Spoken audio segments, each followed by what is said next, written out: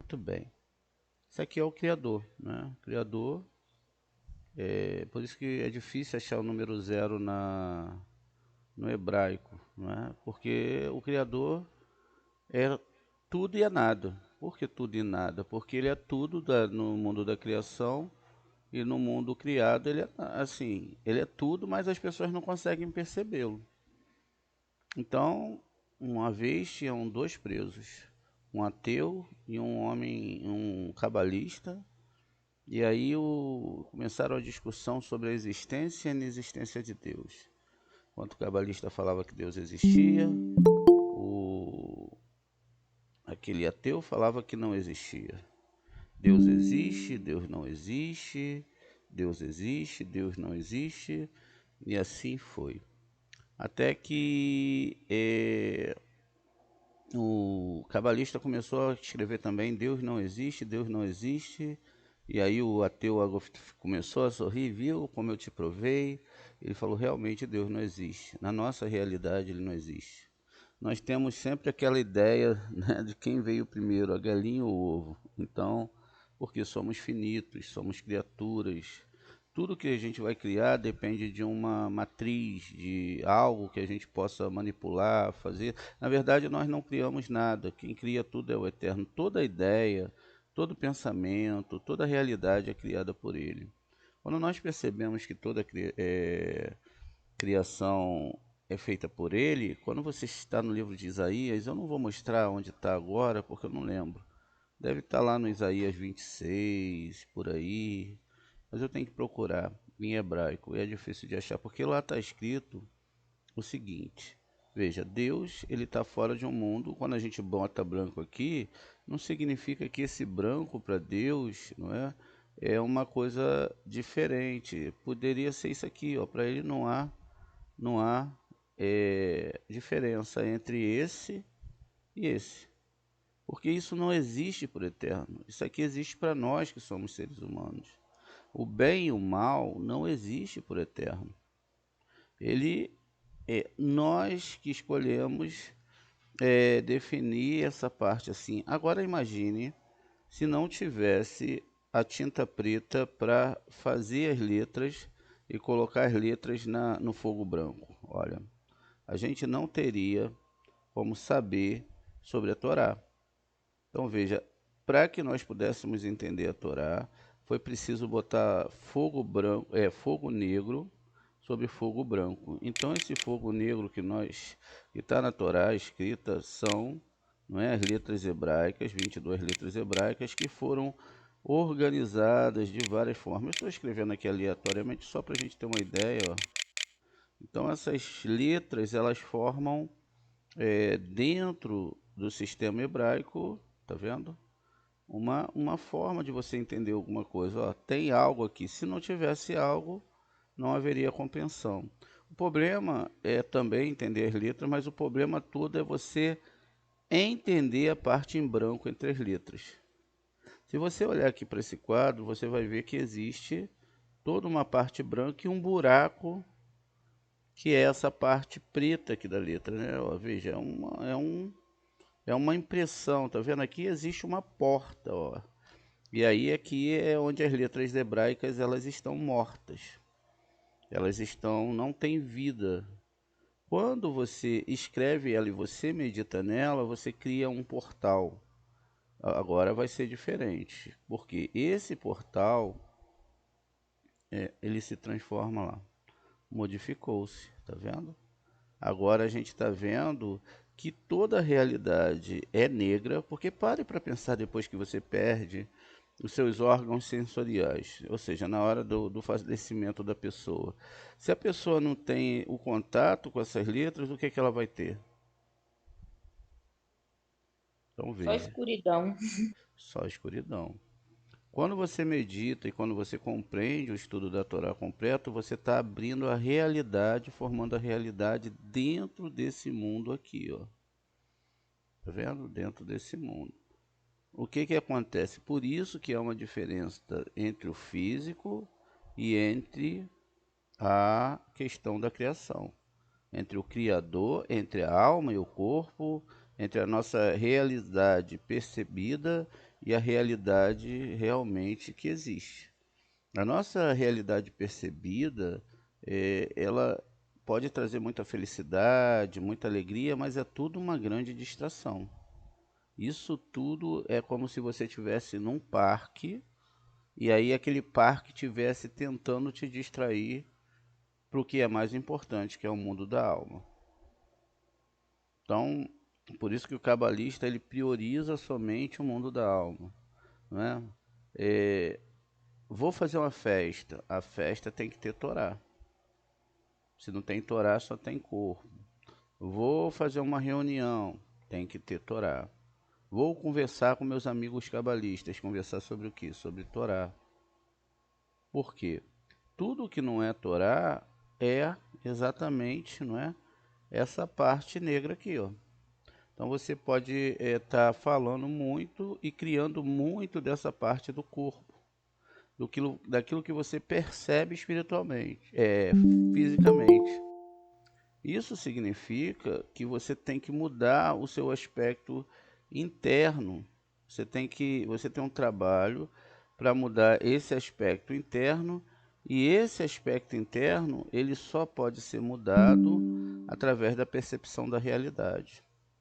Existe cientificamente, não é? A gente já explicou algumas vezes, que o cérebro ele percebe tudo que está nesse mundo, ele está totalmente focado nas coisas desse mundo desde o momento que você acorda.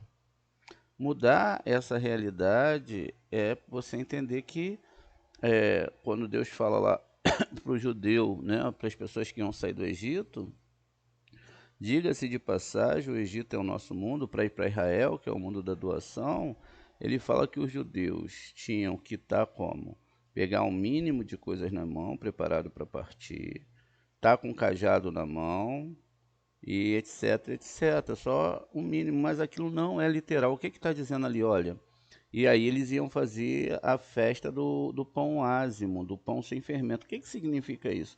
Significa que desse mundo nós não levamos nada, exatamente nada. Então, isso significa que você deve priorizar o estudo da Torá. Todos os dias está aqui estudando, todos os dias está buscando entendimento. Por quê?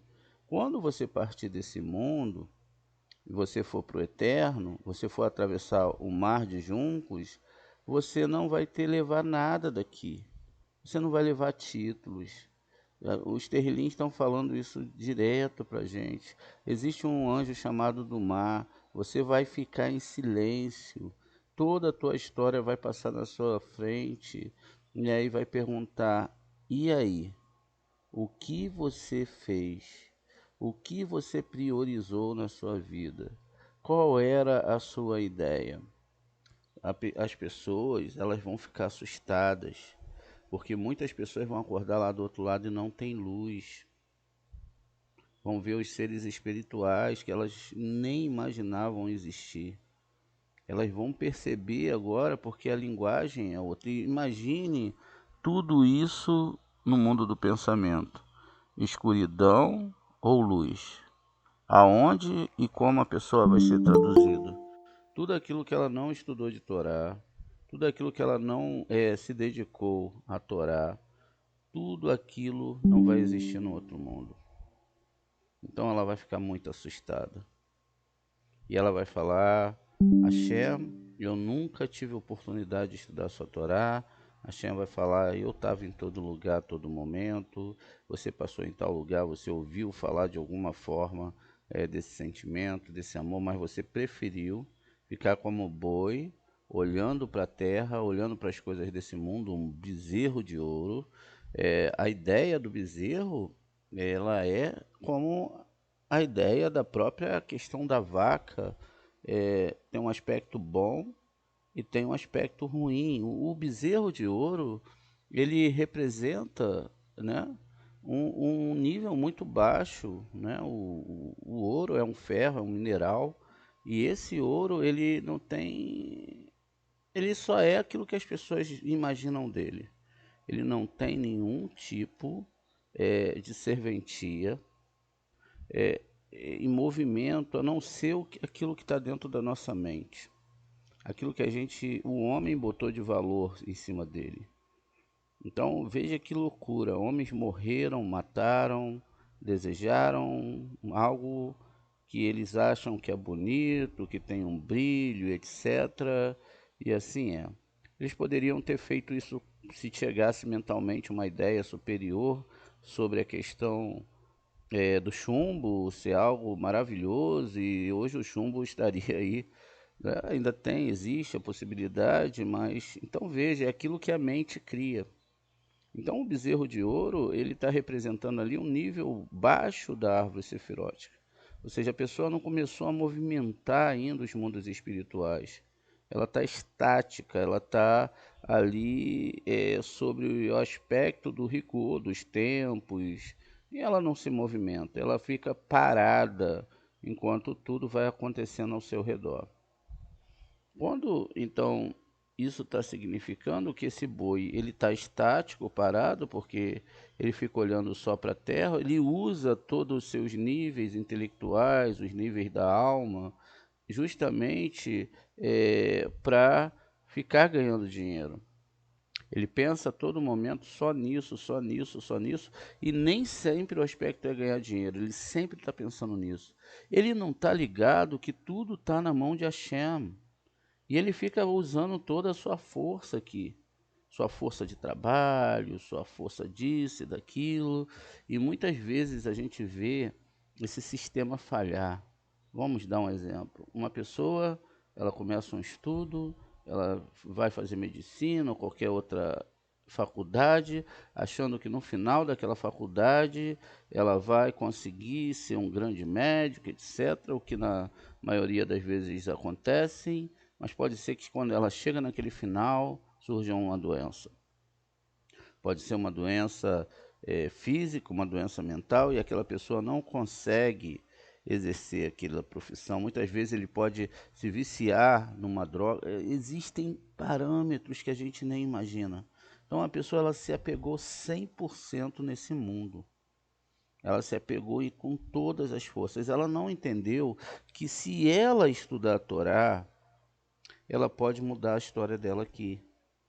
Ela tem que confiar em Hashem, não, ela faz ao contrário. Exatamente ao contrário. Então, diferentemente, aí nós temos que bater palmas para os grandes sábios da Torá, que eles colocam o seu filho para estudar a Torá. Nós, o que nós fazemos? E entender essas coisas. A criança ela tem que estudar a Torá. O Eterno fala o seguinte, deixe, não é? Ensine o caminho certo para seus filhos, se tiver alguém. Então, se você ensinar para a criança o caminho certo, se ela consegue compreender, não é que você vai pegar cavalo e tentar botar na cabeça da criança, mas desde pequenininho construir as letras hebraicas, construir uma argumentação forte contra a idolatria, trazer para a cabeça da criança uma realidade que nós não podemos ter, porque qual era a ideia? Qual é a ideia? Eu fico olhando, né, aqui, né, com toda essa questão religiosa que existe no Brasil, é o país mais, um dos países mais idólatras do mundo. É um dos países mais sem uma construção espiritual que existe é o nosso Brasil. É porque existe aquela coisa de que eu estou convertido e não estou convertido. Eu estou na religião e não estou na religião.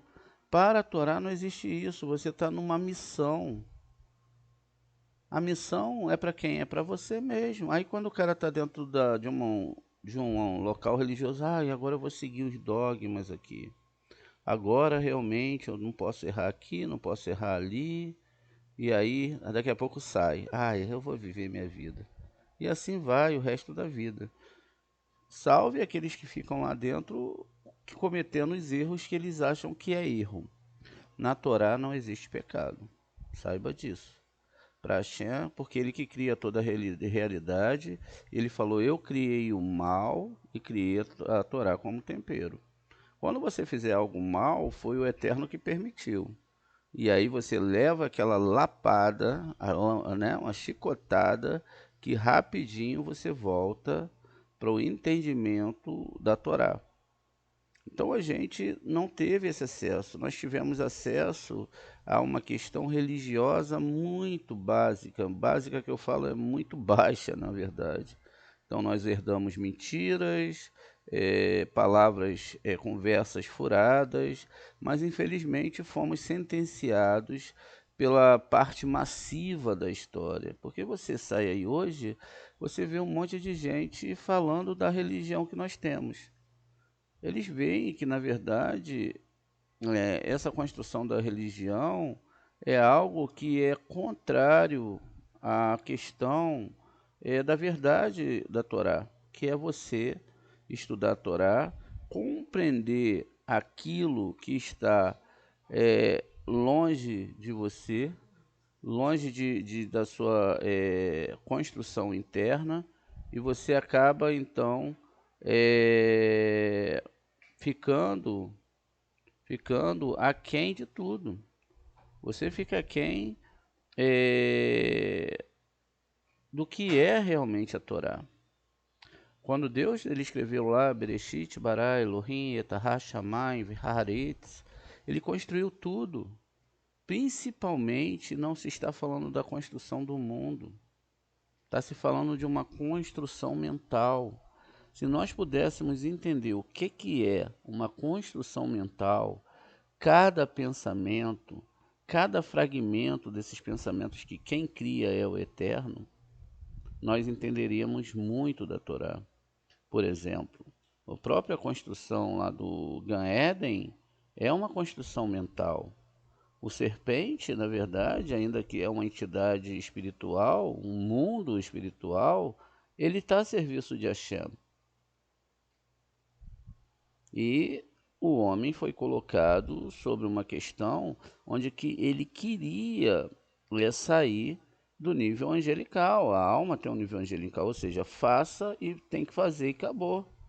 Não existia dentro do homem, do pensamento humano, a perspectiva de querer fazer algo contrário que a divindade mandasse.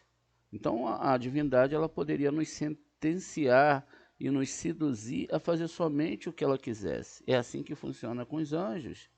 Assim foi com serpente. Então, esse embate que cria o subconsciente, por isso que o Adão, ele é a parte direita e a Rava ali está mais ligado ao lado esquerdo, mas se você pega a configuração humana, o lado direito do cérebro, ele controla o lado esquerdo do corpo. E assim o lado esquerdo controla o lado direito. Então veja, a construção aqui dentro dessa questão do nível intelectual e de tudo que nós definimos na nossa vida está ligado a esse cérebro. Só que o cérebro, como todos os órgãos, também é perecível. O que que dá vida ao cérebro? Da onde vem aquele pensamento que está sendo gerado agora e como isso pode acontecer? A ciência tenta, mas não consegue explicar. Por quê? Existem forças, lógico, equilíbrios químicos, células, etc., mas elas não são conscientes.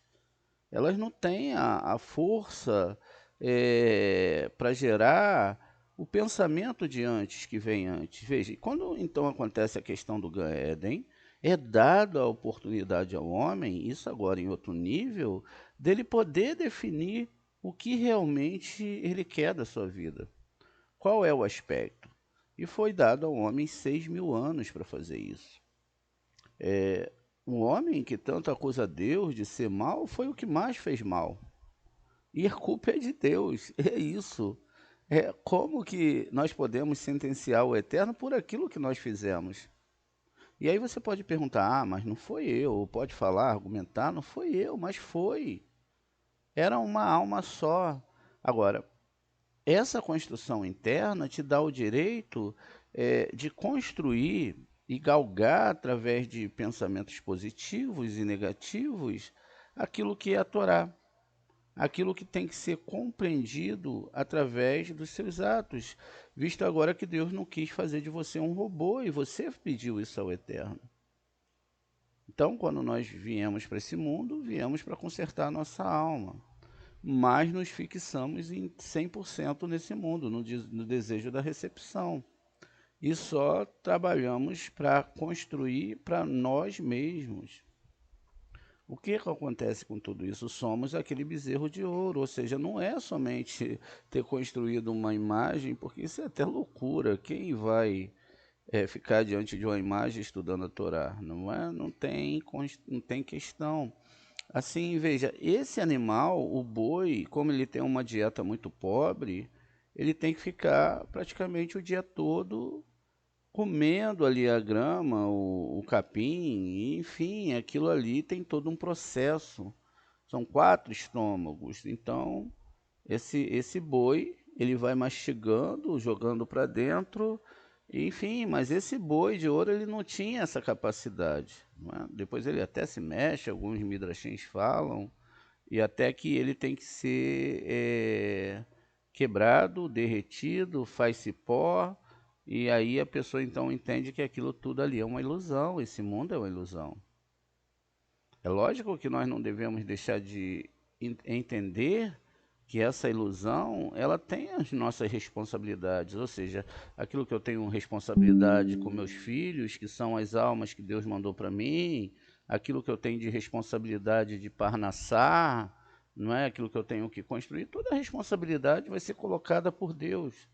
E muitas vezes eu não preciso nem me preocupar porque ele vai construir ou desconstruir, dependendo daquilo que ele tenha que fazer com a construção da minha alma. Então veja, a percepção que eu tenho que ter agora é no nível da alma. E às vezes vai se tornar estranho porque todo mundo tem uma percepção no mundo do corpo. E mesmo aqueles que querem ter uma percepção no mundo da alma sempre estarão no quesito de receber. Veja, nós rezamos. Para que nós rezamos? Se Deus já sabe de tudo. Por que nós pedimos se Ele já está com tudo que Ele vai nos dar preparado?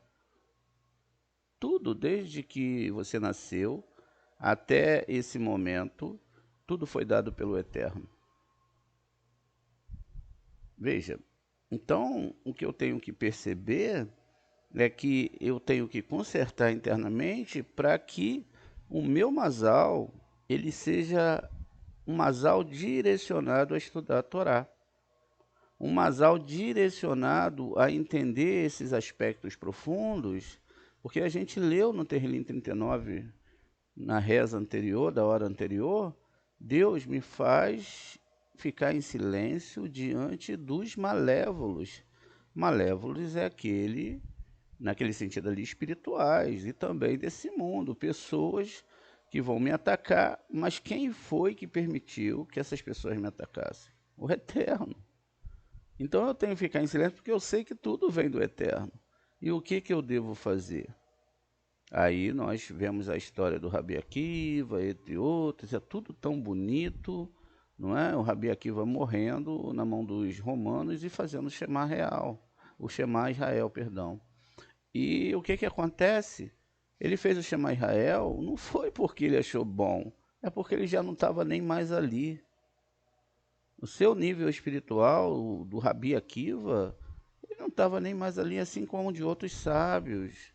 A ligação com a alma, eles pouco se importavam. Eles pouco se importavam. Se amanhã eles iam... Né, nós temos os aspectos físicos, lógico, mas eles pouco se importavam. A única coisa que eles se importavam realmente é se eles estariam estudando a Torá ou não. Mas as dificuldades que são implementadas no nosso mundo, veja, quem cria, quando a gente viu aqui na parte anterior, não tem nada. Deus criou tudo perfeitamente bom, tá vendo? As sombras daquilo que vai acontecendo são criadas pela nossa mente, tá vendo? Problemas, medos, não é? Falsas emoções, mentiras, tudo isso, tá vendo? Se a gente vai ser 100% fiel ou não, tudo isso são essas sombras que aparecem dentro de todo esse amor que o Eterno nos deu. E aí a gente começa então a definir que tudo é ruim. Tudo é ruim, fulano de tal é ruim, outro fulano de tal. Mas na verdade, o que a gente leu no Terrilim? Hashem me dá, não é? Que eu fique em silêncio perante os malévolos. Então a ideia às vezes era a gente nem abrir a boca em certas situações.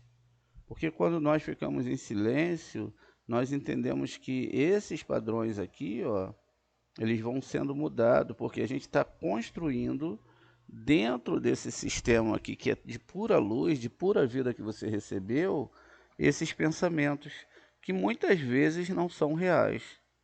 Ele está lá, a maioria, por exemplo, pessoas que sofrem por antecedência. Será que eu vou conseguir algo? Será que eu não vou conseguir? Aqui em cima já está padronizado se sim ou não. Se vai ser dado, depende de algo que já tinha que acontecer para você. Se isso não tinha que acontecer, o Eterno não vai permitir. Ele só vai permitir acontecer com você aquilo que vai edificar a sua alma. E às vezes, para edificar a alma, ele tem que dar um castigo para a pessoa entender o que ela está fazendo. Esse castigo vem, a pessoa vai passando ali por aquele processo, e aí no final ela pode acabar mal. Mas para Deus não tem problema, porque a pessoa troca de roupa e volta novamente. Se aquela vida vai ressuscitar, não se sabe. Não é? Se ela guardou a Torá, como a gente viu, no final a alma vai ter que estar retificada. São 6.000 anos. Então aqui, vamos agora sim à nossa aula do Zohar. Não é? Essa parte branca aqui que eu acabei usando para falar da nossa mente, daquilo que a gente vê de problemas e etc., não é? Que são construções para nós e ficamos muito preocupados, na verdade é uma tela branca. O que vai desenhar dentro dessa história da tela branca é a minha realidade mental, o que eu sou, o que eu vejo, tudo aquilo que eu vejo de sombra nos outros, e tudo aquilo que acontece é o próprio Eterno me mostrando o mal que tem dentro de mim. Por quê? Se é ele que cria o mal, e ele mesmo cria o mal, e criou a Torá como tempero, ele queria que eu visse esse mal, descobrisse esse mal dentro de mim e retificasse. Ou seja, se ele não muda, como a gente já viu, ele manda uma luz constante. Essa sombra de variação que existe nas coisas está dentro da minha alma e dentro da minha cabeça. E Deus manda a prova. E a gente às vezes sai do equilíbrio. Todos nós saímos do equilíbrio, achando que existe algum mal, quando na verdade aquilo era o nosso teste. Porque aquele mal que a gente está vendo na pessoa, aquela sombra, que ainda que pareça, pô, a pessoa está errada, é o mal que tem dentro de nós. Isso vai ser até o final da retificação, porque podemos consertar só 288 fragmentos. Isso significa que quanto mais eu vou amando as pessoas, vou amando as almas, e não as suas ações, os seus trejeitos, as suas roupas, eu vou evoluindo mais. É lógico também que a gente tem que ter cuidado, porque existem almas que estão em corpos que têm padrões complexos. Mas mesmo assim, mesmo nessa situação, isso é um padrão que eu devo entender. Que tudo que eu vejo de ruim no outro é o que está ruim dentro de mim. Imagine se nós pudéssemos entrar em êxtase espiritual e pudéssemos estar o tempo todo amando incondicionalmente. Quer dizer, nós não veríamos mal no mundo. E além disso, passaríamos amor para as outras pessoas. Mas como a gente não está nesse padrão, a gente está nesse padrão aqui, veja, aqui nós temos o Criador. Então a gente desce os mundos espirituais, não é? A gente tem o primeiro mundo espiritual. A gente sabe que tudo isso é metafórico. Isso não é uma coisa que a gente possa definir, não é? Como, deixa eu só dar uma consertada aqui, definir como algo real, não é só uma metáfora dos mundos, porque a gente tem aqui, ó, vários planetas, e esses planetas são definidos como árvore sefirótica, mas também são definidos como algo interno, não é algo externo. Então, é isso que acontece aqui nessa situação. E quando assim o significa que isso são graus de alma que podem ser alcançados por qualquer ser humano. É lógico que se uma pessoa está dentro de um nível espiritual, ela não vai conseguir alcançar níveis espirituais maiores. Ela vai ficar naquele nível que ela está, a não ser que ela se junte com um grupo de cabalistas que vão estudar, ensinar essa Torá para a pessoa subir. Existem pessoas que vão fazer as pessoas descerem, porque do mesmo jeito que existe a árvore superior, a gente sabe que toda essa questão também pode levar ao fundo do poço. Por exemplo, a pessoa pode ser levada até a não crer mais na existência do Criador. E aí é uma questão difícil de se resolver, porque isso foi criado dentro da mente da pessoa. E aí, olha, vai ser complicado. Então nós temos uns mundos, tá vendo? Os mundos, sefirotes e Partsufim. Quando a gente está no primeiro mundo, que é Adão Kadmon, que é esse mundo aqui, é um mundo. Aqui a gente está nos 5 níveis da alma. Esse Adão Kadmon, ele seria ainda um mundo, não é, acima aqui de Keter, ó, é aqui acima. Então vamos pegar aqui, vamos usar essa árvore, vamos colocar ela aqui e olha, vamos aumentá-la para a gente ter uma. Então veja, Adão Kadmon, ele tá, que é não é um homem, não é? Ele está no nível aqui acima, tá vendo? Então ele não está aqui, ele está acima desse mundo.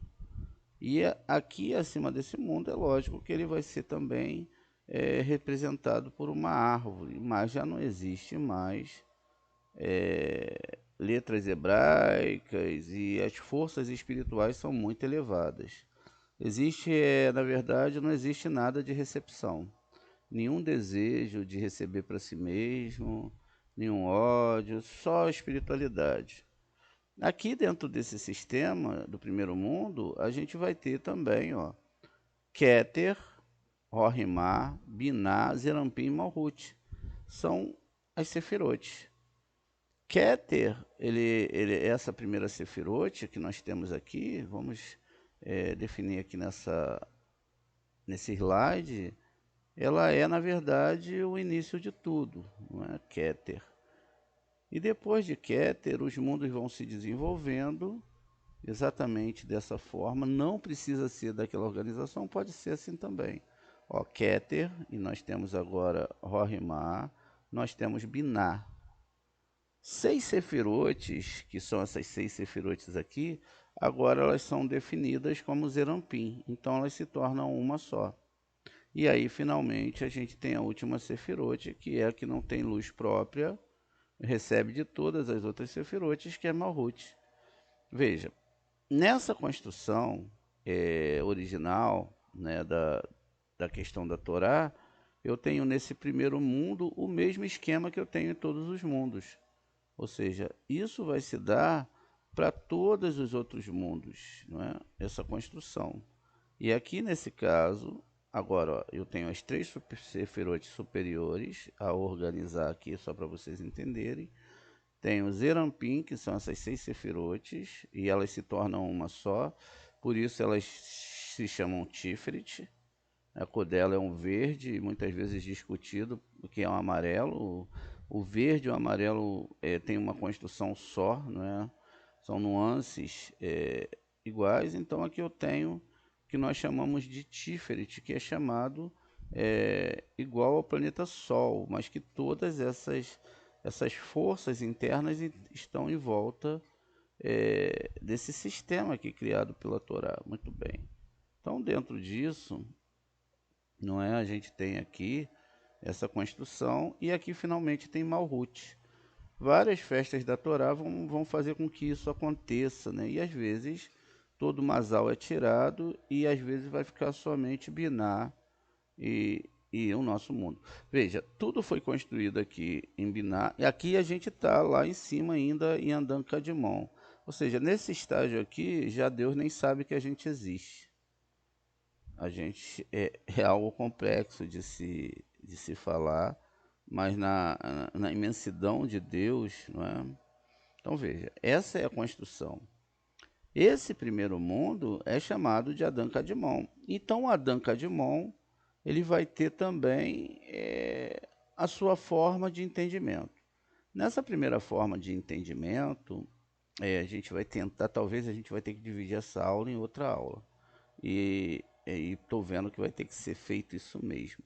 Mas vamos seguir aqui, ó. Ele tem uma construção diferente. O que que acontece aqui? Aqui eu tenho Gálgata, não é? Então, quando a gente está falando de Gálgata, muitas vezes a gente vê na Torá uma questão de montes. Deixa eu mostrar aqui para vocês, deixa eu tentar construir aqui com vocês. 43.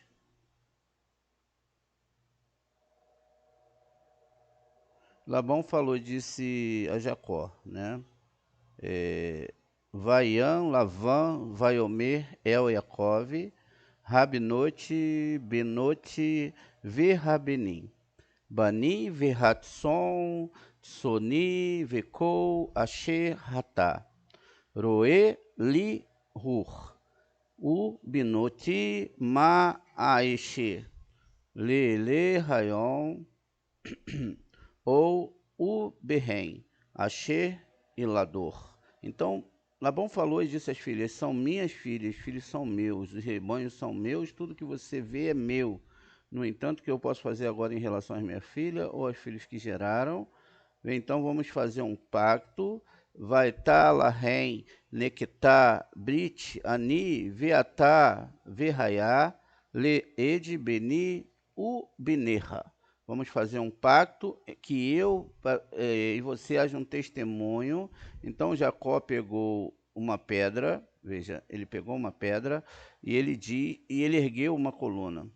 Ele ergueu aqui, na verdade, vai Carra, Yaakov, Avém, vai Eremer, Metzivá, ele abriu, ele fez aqui está como um local, mas aqui está dizendo que ele fez um altar, ele fez uma coluna. Jacó disse aos seus parentes: ajunte as pedras, e fizeram um montículo. E aqui a gente tem Vaiomei, Yaakov, Leahai, Lequetor, Avanim, Vaikerur, Avanim, Vaishu, Gal. Aí aqui nós temos, tá vendo a palavra Gal? Vaikeli, Shem, Al, Hagal. E novamente a gente tem aqui a palavra Hagal.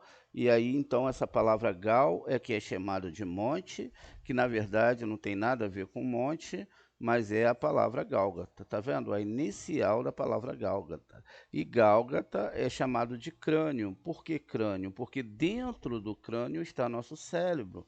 Assim como está o maior cérebro de todos, que é o eterno. Então, veja, o primeiro mundo, Adão Kadmon, nós temos a repetição das mesmas sefirotes, Keter, onde vai estar Gálgata, que nós temos aqui no texto hebraico chamado de montes, de pedras, e aqui foi feito esse sistema para entender a inicial da palavra Gálgata. Tá vendo? E tem a ver não com uma coisa que aconteceu no nosso mundo, mas acontece aqui acima. Ou seja, nesse caso, nós estamos discutindo um padrão que está acima de todas as outras árvores sefiróticas. Então, a gente vai definir isso muito melhor amanhã, na aula de amanhã. E então a gente viu aqui o Gálgata, a gente vai falar mais sobre o Gálgata amanhã, depois sobre AB, SAG, Ma e Bom.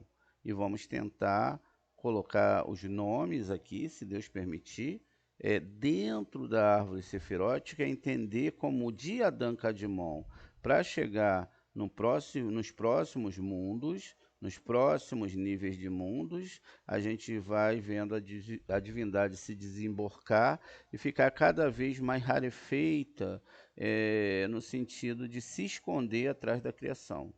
Porque toda a criação, na verdade, é um talite para o eterno.